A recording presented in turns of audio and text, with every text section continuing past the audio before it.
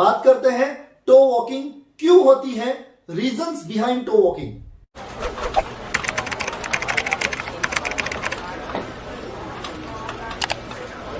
सबसे पहला और कॉमन मोस्ट रीजन है सेंसरी प्रोसेसिंग डिसफंक्शन।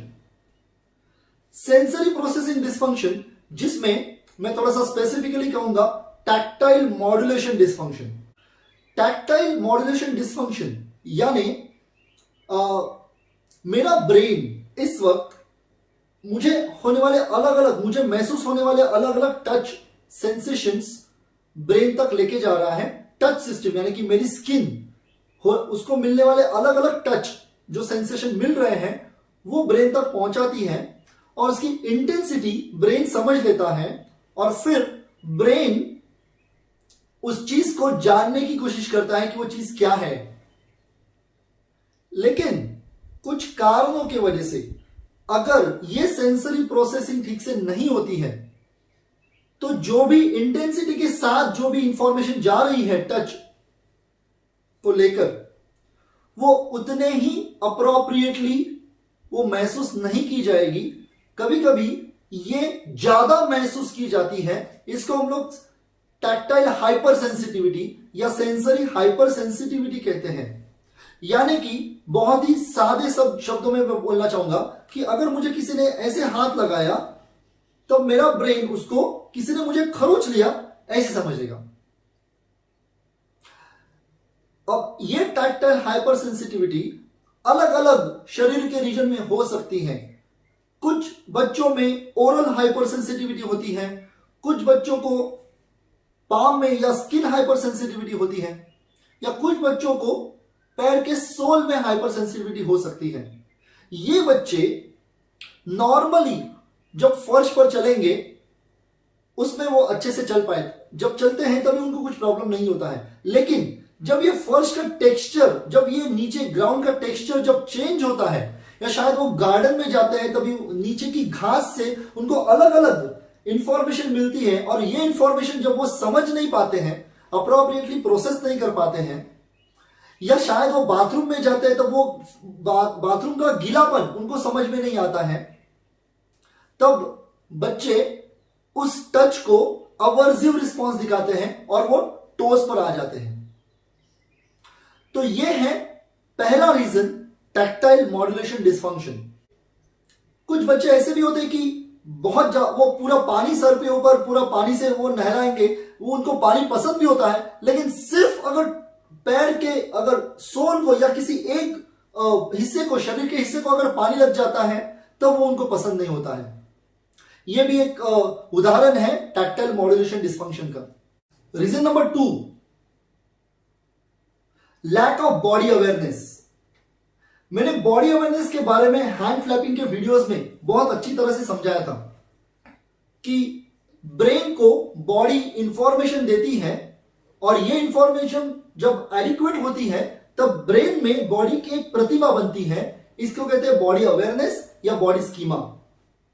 जब ब्रेन प्रोसेसिंग डिसफंक्शन की वजह से एडिक्वेट इंफॉर्मेशन बॉडी से नहीं ले पाता है तब या तो वो बॉडी अवेयरनेस लूज करता है, या तो वो अपने मूवमेंट्स पर कंट्रोल नहीं कर पाता है, नहीं तो ब्रेन बॉडी से एक्स्ट्रा अमाउंट ऑफ इंफॉर्मेशन लेने की कोशिश करता है और इसको सेंसरी इंटीग्रेशन टर्मिनोलॉजीज में कहते हैं प्रोप्रियोसेप्शन सीकिंग। यानी कि ब्रेन बॉडी से जब इंफॉर्मेशन नहीं ले पा रहा है तब ब्रेन अपने जॉइंट से एक्स्ट्रा इंफॉर्मेशन लेता है और इसी दौरान ब्रेन वो सारे मसल्स को एक्टिवेट करता है जो सबसे ज्यादा ताकतवर हो या सबसे ज्यादा स्ट्रेंथन्ड हो।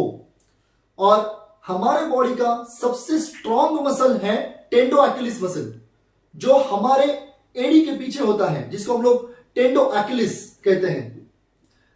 यह मसल बॉडी अवेयरनेस को काउंटरएक्ट करने के लिए, लैक ऑफ बॉडी अवेयरनेस को काउंटरएक्ट करने के लिए ब्रेन इस मसल को मैसेज भेजता है, एक्स्ट्रा अमाउंट ऑफ काम करके लेता है ताकि ओवरऑल बॉडी एक्टिवेट हो जाए, सो दैट ब्रेन को बॉडी के बारे में ज्यादा से ज्यादा इंफॉर्मेशन मिले। क्योंकि ये जो मसल होता है ये पूरे बॉडी का वजन अपने ऊपर लेता है, और जब ब्रेन इस मसल को एक्टिवेट करता है तभी ब्रेन में बॉडी अवेयरनेस क्रिएट हो जाती है। ये एक बहुत ही कॉमन रीजन है टो वॉकिंग के पीछे। Reason number 3, weak postural muscles.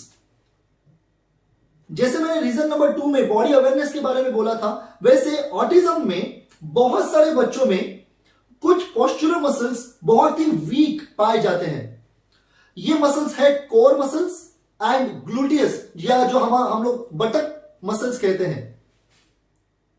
तो ये जो ग्लूटियस मसल है एंड कोर मसल है, ये हमारे बॉडी की स्टेबिलिटी में मदद करते हैं, या हमें चलने के लिए ये एक्टिवेट होते हैं पहले, और हमारे जो पोस्चर होता है उसको स्ट्रेट रखने में मदद करते हैं। लेकिन जब ये मसल्स वीक है तब ब्रेन मूवमेंट मसल्स से मदद मांग लेता है, और ये है टेंडोअक्यूलिस मसल। तो जब ब्रेन से बटक के मसल्स को इंफॉर्मेशन नहीं जा रही है तब ब्रेन पैरों से एक्स्ट्रा फायरिंग ले लेता है, और इसको कहते हैं टो वॉकिंग। और जब वो टेंडोअक्यूलिस मसल को एक्टिवेट करता है तभी हमारे बटक मसल्स भी एक्टिवेट हो जाते हैं, और फिर बच्चा चलना शुरू करता है। बहुत बार जो बच्चे बचपन में 1 साल में 10 महीने के जो बच्चे हैं उनमें आप ये देख सकते हैं कि जब ये ग्लूटियस मसल वीक होता है तो वो अपने टोस पर आ जाते हैं। वो एक नॉर्मल टो वॉकिंग होती है, लेकिन ये भी एक रीजन है weak postural muscles responsible for toe walking. Reason number 4, biomechanics. Biomechanics में मैं ज्यादा डिटेल में नहीं जाऊंगा, लेकिन हमारे पूरे बॉडी का मास, जिसको सीओजी कहते हैं, सेंटर ऑफ ग्रेविटी, ओके, वो कहीं पर हमारे पेल्विक रीजन में होता है या लंबा रीजन में देखा जाता है, ओके। अब जब ये सेंटर ऑफ ग्रेविटी जब आगे की तरफ शिफ्ट होती है तो बच्चा एंटेरोपल्शन में चला जाता है। आप भी मेरे सामने खड़े होकर कर सकते हैं। जब हम खड़े हैं और थोड़ा सा भी अगर एंटेरोपल्शन में जाएंगे तो ऑटोमेटिकली हमारे पैर के पीछे के सारे मसल्स एक्टिवेट हो जाएंगे। कितना anteropulsion? Hardly 2 to 3 degrees, maybe just इतना, and then automatically my legs, my tendo-achilles muscle and my buttock muscles are getting activated just to counteract my falling forward। तो बहुत सारे बच्चों में ये देखा जाता है कि they are showing anteropulsion, okay, this slightly forward bending उनमें देखा जाता है, या ये forward bending अपर क्रॉस सिंड्रोम, जो नेक थोड़ा सा आगे की तरफ भी होती है, या लोअर क्रॉस सिंड्रोम में भी ये सेंटर ऑफ ग्रेविटी आगे की तरफ शिफ्ट हो जाती है। और ये आगे की तरफ शिफ्ट होने की वजह से पीछे के मसल्स आगे ना गिरने के लिए पीछे के मसल्स एक्टिवेट होते हैं, और इसलिए मैं फिर से दिखाता हूं, अगर मैं आगे जा रहा हूं, गिर रहा हूं, तो ऑटोमेटिकली मैं टोस पर आ जाऊंगा और मैं अपने बॉडी को कंट्रोल कर पाऊंगा। और ये है reason number 4। Reason number 5, impulsivity. Impulsivity अगर मैं सादे शब्दों में बोलना चाहूंगा तब जब हमारा दिमाग हमारे बॉडी से तेज चलता है तब उसे इंपल्सिविटी कहा जाता है। इंपल्सिविटी के वजह से होने वाली जो टो वॉकिंग है, ये ADHD, attention deficit hyper activity disorder में बहुत ज्यादा कॉमनली देखी जाती है। हालांकि ऑटिज्म में भी देखी जाती है। अगर ऑटिज्म में अगर इंपल्सिविटी हो तो इंपल्सिव चाइल्ड टो वॉकिंग तब दिखाता है जब वो कोई भी काम करने की कोशिश में एक्साइट होकर जब वो काम करने की कोशिश करता है, या अगर उसको बोला जाए कि जाओ अंदर से पानी लेकर आ जाओ, तब ये बच्चा ओवर एक्साइट हो जाता है, और वो ओवर एक्साइट होने की वजह से वो अपने टोस पर चला जाता है। So this is the reason the impulsivity is causing toe walking. Impulsivity के बारे में मैं अगले रीजन में भी बताऊंगा कि एग्जैक्टली वो भी इसमें कैसे कारण हो सकता है। Reason number 6, tonic labyrinthine reflex. Tonic labyrinthine reflex ये न्यूबॉर्न बेबीज में एक रिफ्लेक्स होता है। जब पेट में बच्चा कंप्लीटली फ्लेक्स्ड पोजीशन में होता है तब उसको स्ट्रेट करने के लिए ये रिफ्लेक्स मदद करता है ब्रेन को। ब्रेन में अलग अलग लेवल के अलग अलग टाइप के प्रिमिटिव रिफ्लेक्सेस देखे जाते हैं। उसमें से एक है tonic labyrinthine reflex. Tonic labyrinthine reflex का काम है या तो बॉडी को पूरा सिकुड़ लेना या तो बॉडी को पूरा स्ट्रेट करना। आपने न्यूबॉर्न बेबीज में देखा होगा, वो पैर झाड़ते हैं, they literally throw their legs out and they keep moving, they keep stretching their bodies. That is a kind of a tonic labyrinthine reflex is normally positive in them. Tonic labyrinthine reflex हमें खड़ा करने में भी मदद करता है।